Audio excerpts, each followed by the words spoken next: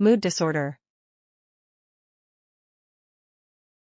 Mood disorders include several alterations in mood, ranging from either highest level of elation or deep depression.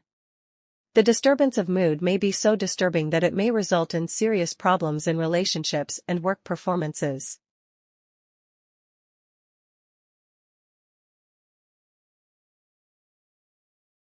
Usually mood disorders are divided into two broad categories. Major depressive disorder or unipolar depression or severe depression is marked by presence of at least a single major depressive episode. This episode is characterized by depressed mood during which everything seems to be unpleasant to the person, followed by a loss of interest in all daily activities for at least 2 weeks.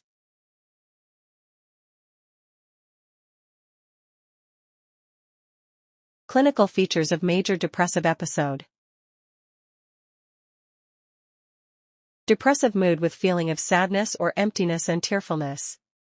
Feelings of unpleasantness. Loss of interest in almost all aspect of life.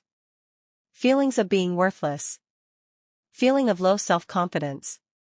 Feelings of inappropriate guilt. Significant weight loss.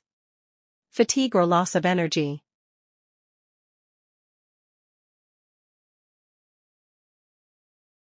A lot of research work has been put in to detect the possible causes of severe depression. Some of these causes have been found out to be under neurochemical factor. Recent findings have revealed that low level of thyroid hormone leads to depression. Also, current hypothesis states that low level of serotonin may affect the level of other neurotransmitters such as dopamine and norepinephrine. This in turn may cause extreme changes in mood, leading to depression.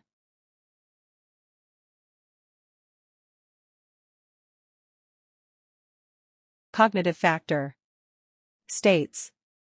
Learned helplessness, a concept given by Seligman, is also responsible for causing depression. It constitutes a belief where individuals feel that they have no control over their destinies. Such opinion develops after being exposed to uncontrollable situations. But they then generalize it to other situations where the individual may control his or her destiny through proper attempts. Genetic factor points. The family history of depression increases the risk of depression. Family studies have shown that prevalence of several depression is approximately 3 times higher among children of depressed parents. Humanistic approach explains that depression results from heightened self-awareness. Depressed people often tend to direct their attention inwards themselves.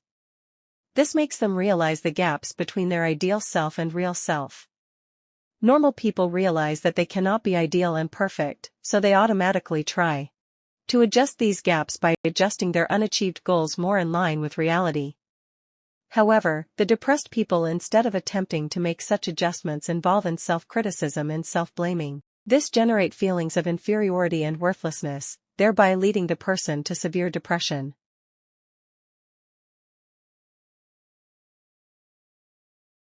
Behavioral theories of depression proposed that people become depressed when their behavior meet with punishment.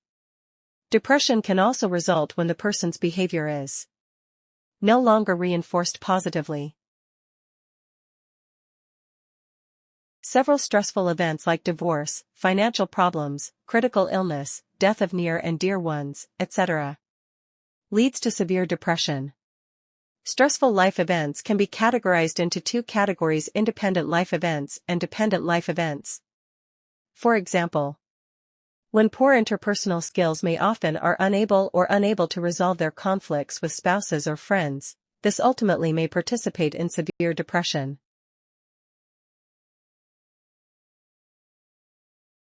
Psychodynamic factor explains severe depression based on grief, loss, and feeling of inadequacy. How a child deals with any loss or grief in childhood sets the pattern of how the child will deal with similar experiences as an adult in later life.